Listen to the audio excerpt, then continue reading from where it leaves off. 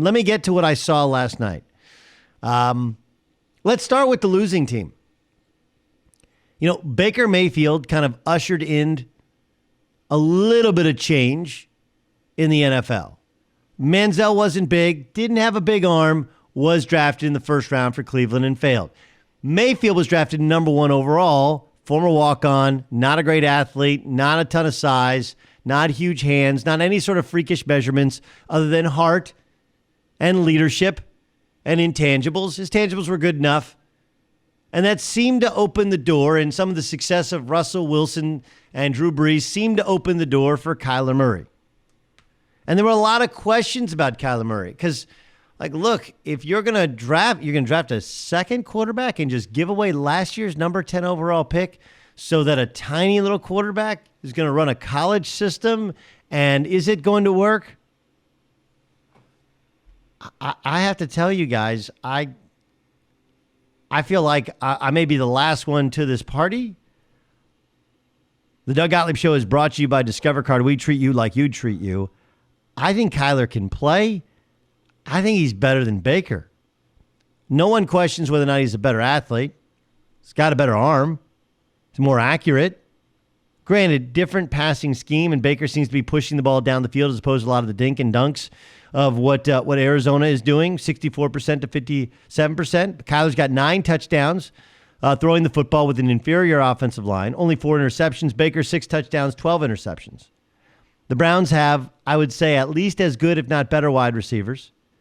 They're way more productive in the run game. They have a better offensive line. It's not great, but it's better than what Arizona has, which is, it's a sieve. And the style of blocking doesn't adjust well to the pros. I just look, and he throws a better ball. He's more accurate. He's more comfortable in the pocket. He's more athletic. Here's 2 quarterbacks from the same system, and I don't think it's actually particularly close. Don't think it's close. You watch Kyler Murray play, and you're like, oh yeah, that guy can play. Remember, he's facing like a group of speed demons on the defensive line. They're just coming running at you, and he still, for the most part, is poised. Obviously, he gets hit. There's some negative plays, and he's gotten sacked now more than any quarterback in the NFL. But that doesn't stop him from standing up tall and picking apart the defense and making plays. That dude can play.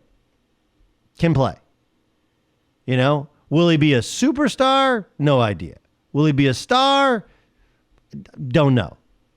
But can he play and can he evolve? And if he if the offense continues to change and get better and the line gets better, this dude can go. Whereas I legitimately don't know if Baker Mayfield is a starting quarterback in the National Football League. And I don't think I'm speaking out of turn. There are misses. Right? Now, he'll get more time to prove that he doesn't belong, but not that much more time. We're almost done with Jameis. The Titans are done with Marcus Mariota. You only get a couple years, and once you get a reputation, it kind of gets established who you are and what you're about. Rosen's already done. Rosen will be on another team next year, and he'll be a backup. Kyler looks like a guy who's going to be a guy for a long time. A prodigy, his dad a quarterback, the most successful quarterback in the state of Texas high school football. He got that extra time of studying during the year off when he was sitting out behind Baker Mayfield. And then when he got an opportunity, he was just a freak athlete who could make all of the different throws. And that has translated. With a better amount of pocket discipline, with better feet in and out of the pocket, throwing a better ball with a stronger arm, the only thing he lacks is 2 inches to be as tall as Baker Mayfield. Outside of that dude's a stud, man. I think we have to be willing to believe that the Browns may have missed and the Cardinals may have hit, even if the Cardinals have missed even the year before.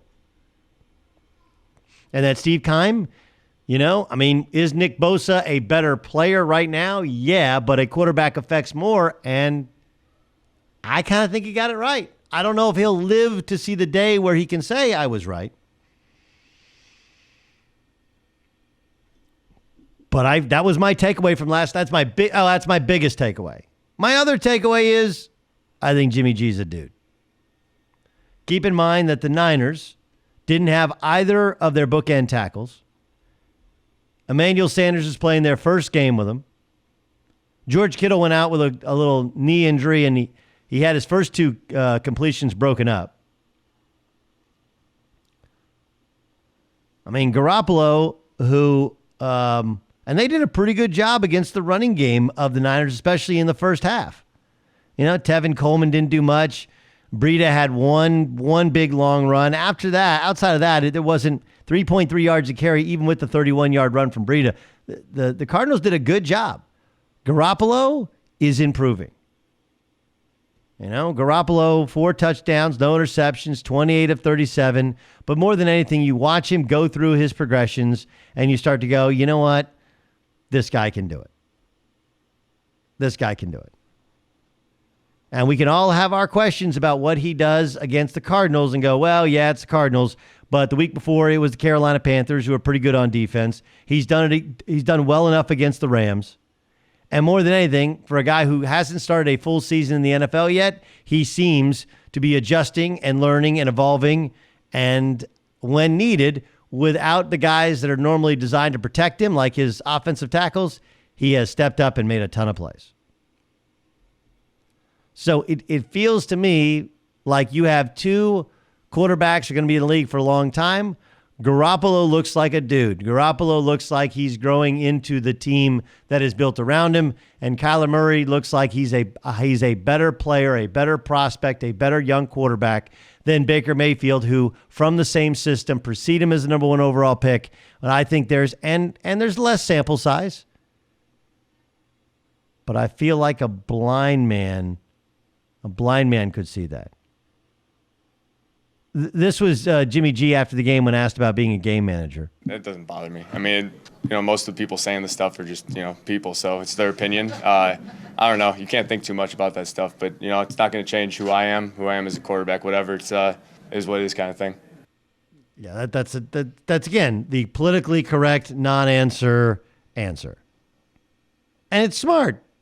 What's the use of fighting people who are saying things that don't matter? You manage a game and you manage to win every one of those games, who actually cares? I thought last night he showed some signs of being far more than a game manager, kind of more of a dude. One of those guys that can carry a team when things aren't going right. The running game wasn't great. The protection wasn't great. He was working in a new wide receiver. Kittle was out of the game for a little bit. They come back in. He starts making some big, strong throws, deadly accurate, reading the defense, and winning a game. Like, am I buying all of the stock and telling you he's the next Aaron Rodgers? No, but he's a dude. He leads. He's good enough. He knows who his go-to guy is. He knows how to get him the ball, that being George Kittle.